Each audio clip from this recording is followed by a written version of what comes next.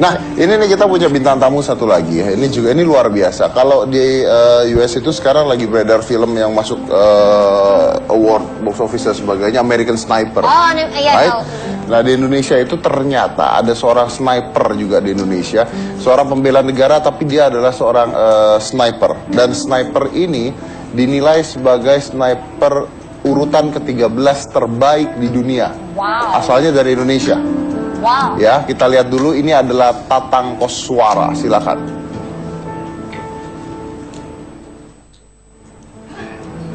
Nah, Jakarta, ini Tatang Koswara dan 14 sniper terhebat di dunia. Legenda sniper Tatang Koswara, burung parkit dan batu akik, Yaman Wulung. Apa itu, saya nggak ngerti jadi. Ini di Bandung kalau nggak salah. Tercatat sebagai sniper legendaris asal Indonesia pada 77 sampai 78 berapa sih di Timor Timur. Kini Timor Leste ada lebih 40 orang veteran jadi oke. Berusia 68 tahun sekarang. Tercatat sebagai sniper legendaris asal Indonesia. Dalam nama Tatang tercatat dalam buku Sniper Training. Satu-satunya sniper Indonesia yang diakui dunia. Namun pangkat terakhir Batu Letnan membuat pensiun tidak besar. Membuat uang pensiun tidak besar. Oh, jadi uang pensiunnya nggak besar, jadi membuka warung makan di lingkungan Kodiklat TNI AD di Bandung. Oke, tapi dia termasuk dinilai sebagai. Jadi Tatang Koswara ini dinilai sebagai sniper terhebat di urutan ke-13 menurut versi Sniper Training Techniques and Weapons oleh, boleh tahu siapa yang ngarang? Boleh tahu yang ngarang siapa? Turunin, iya. Jadi bukunya adalah Sniper Training Techniques and Weapons oleh Peter Brockensmith. Wow. Di urutan ke-13. Kita undang aja, ya, ini dia Training Techniques and Weapons Peter Brockensmith. Kita undang saja, ini adalah Tatang Koswara.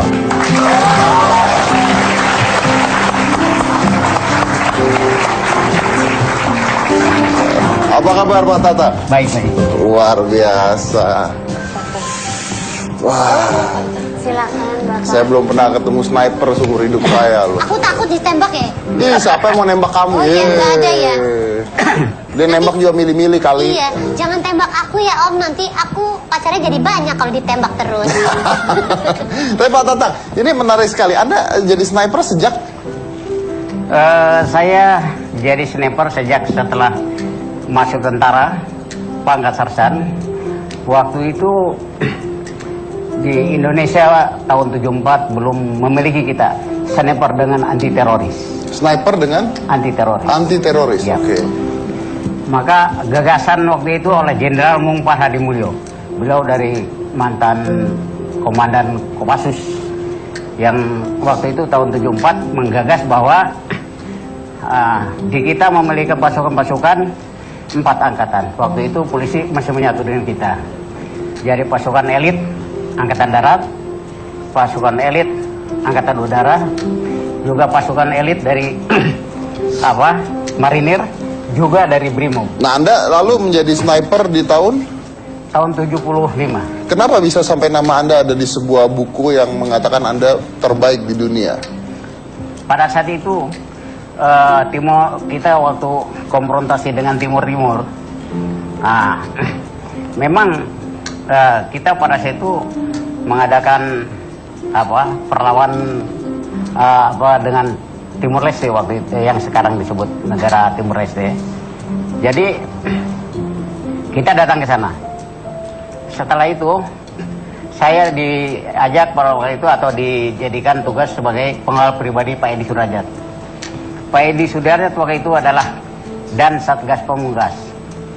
Komandan Satgas Pamungkas itu adalah satuan tugas terakhir. Jadi gembong-gembong musuh di sana atau terutama pimpinannya harus selesai. Kalau selesai dalam jangka 3 bulan, ya kita bubar.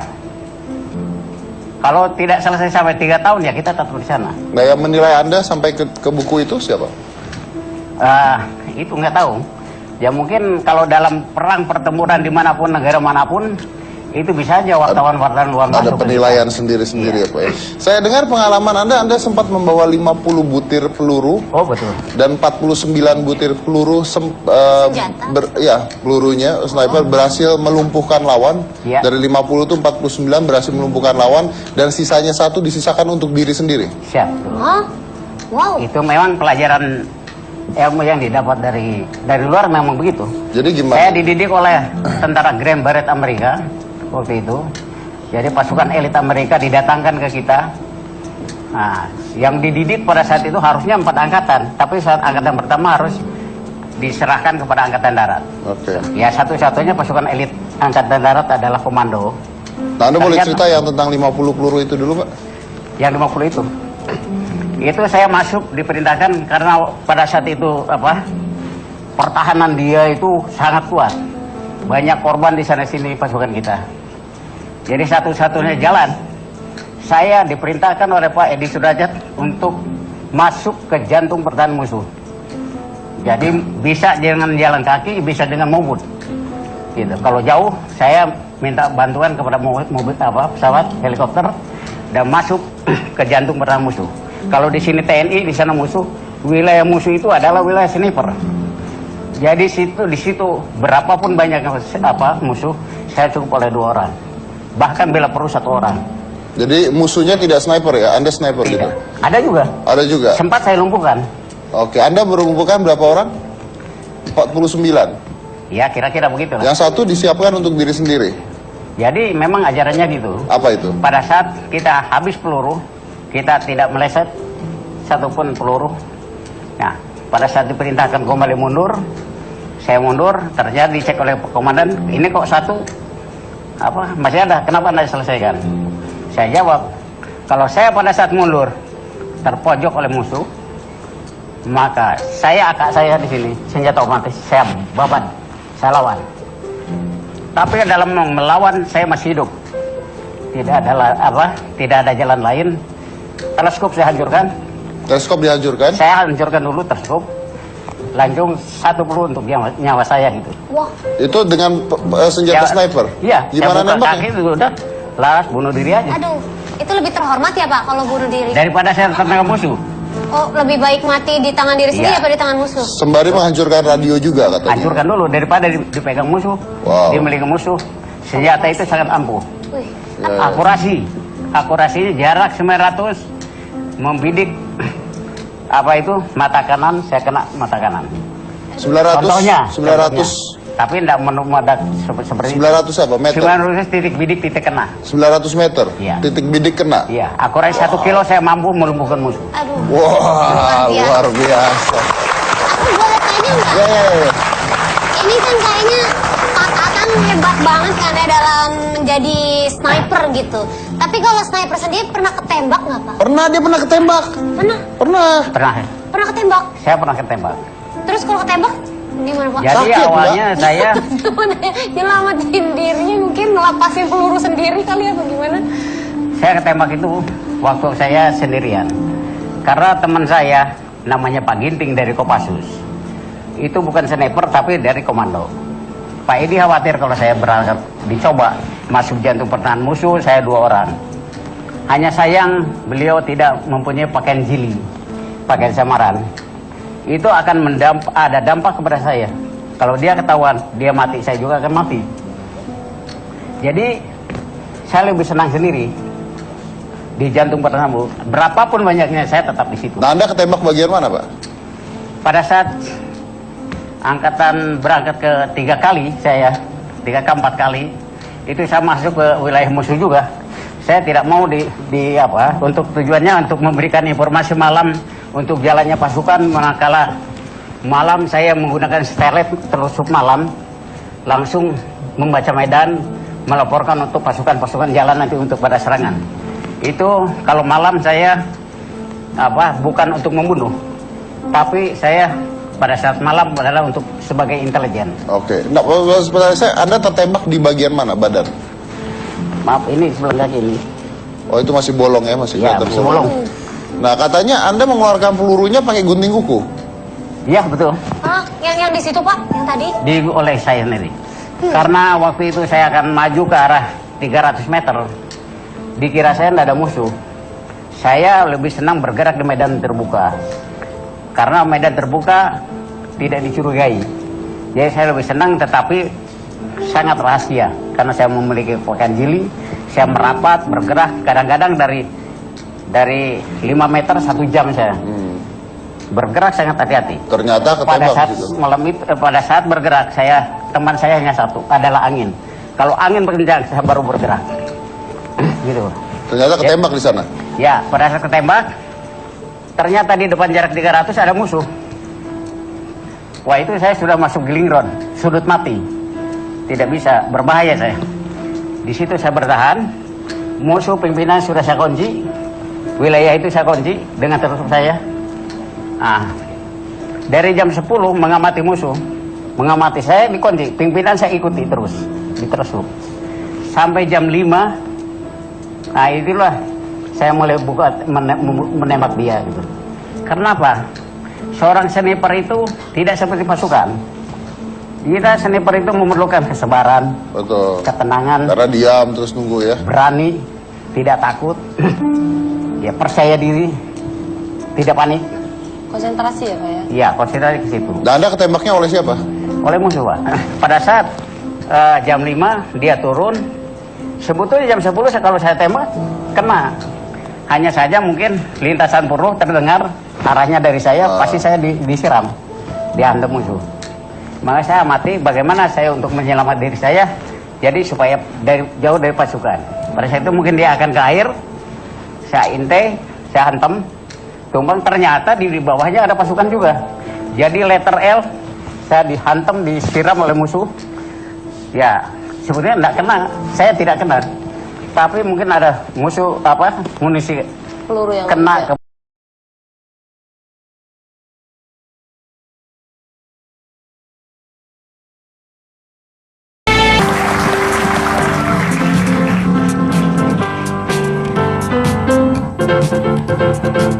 Baik, saya harus menutup acaranya. Cuman mungkin ada ini di Twitter saya soalnya udah mulai rame. Tanya tadi kenapa ada keributan. Di sini ternyata kedengaran keluar gitu ya.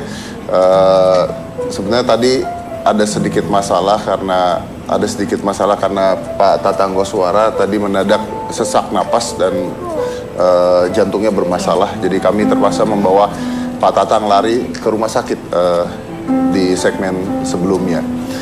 Dan kita semua berdoa mudah-mudahan tidak ada terjadi apa-apa ya. Anda lihat semua, mudah-mudahan segera sehat karena beliau adalah pahlawan yang luar biasa buat Indonesia.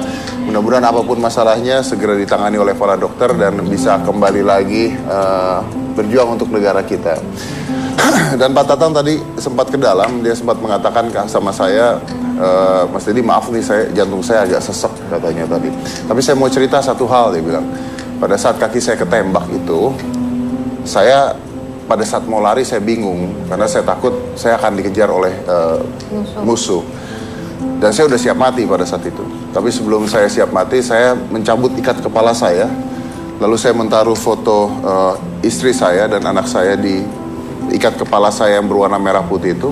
Lalu saya ikatkan di kaki saya yang berdarah-darah tersebut. Yang tertembak untuk menutupi lubang peluru tersebut. Lalu sejak itu saya merangkak jalan dengan bendera yang ada di kaki saya. Dan saya berpikir, kalau sampai mati pun, maka ketika saya mati, darahku harus ada di merah putih. Itu adalah kata-kata Pak Tatang yang tadi terakhir kali saya dengar sebelum beliau mengalami serangan jantung dan kita harus bawa ke rumah sakit. Sekali lagi mohon doanya untuk Pak Tatang, mudah-mudahan beliau segera sehat. Dan saya akan mengambil kata-kata dari Pak Tatang yang luar biasa. Darahku di merah putih. Saya Deddy Corbuzier di Tagina. Inilah.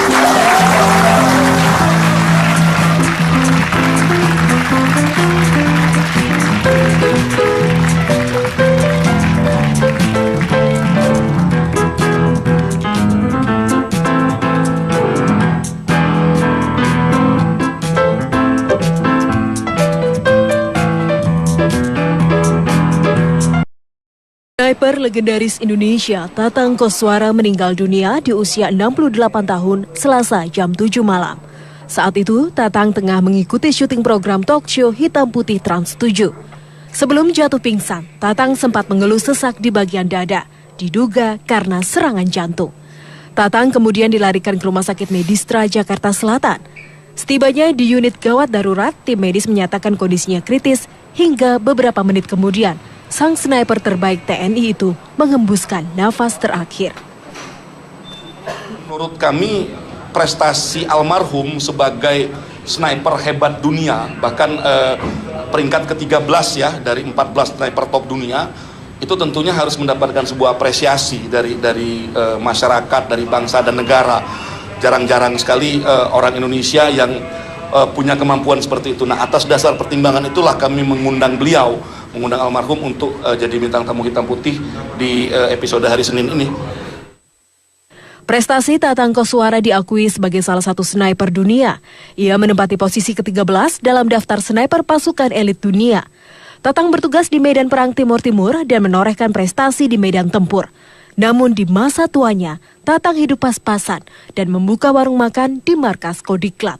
Tim Liputan Trans 7. Nama Tatang Koswara mencuat saat seorang penulis buku asal Inggris memasukkan namanya sebagai penembak jitu terbaik dunia asal Indonesia. Tatang ikut dalam operasi militer di Timor Leste pada tahun 70-an. Tatang Koswara meninggalkan seorang istri dan 4 anak. Purnawirawan TNI Angkatan Darat berpangkat pembantu Letnan 1 ini masuk jajaran penembak jitu terbaik di dunia. Namanya mencuat saat penulis buku Sniper Training Technique and Weapons Peter Brooks-Smith memasukkan Tatang dalam urutan ke-13 dari 14 penembak jitu di dunia. Tatang Koswara ikut dalam operasi militer di Timor Leste sejak tahun 1977 hingga 1978. Lebih dari 40 Fretilin menjadi korban tembakan jitunya. Selama 25 tahun ia merahasiakan misinya di Timor Leste. Hal ini ia lakukan sesuai amanat komandannya. Sebelum ditulis dalam buku Peter Brooks-Smith, ia tak pernah membuka identitas dirinya sebagai seorang penembak jitu. Tim Liputan melaporkan untuk NET. Almarhum Tatang Koswara, sniper terbaik dunia, dimakamkan di Bandung, Jawa Barat dengan upacara militer. Isak tangis keluarga mengiringi pelepasan jenazah.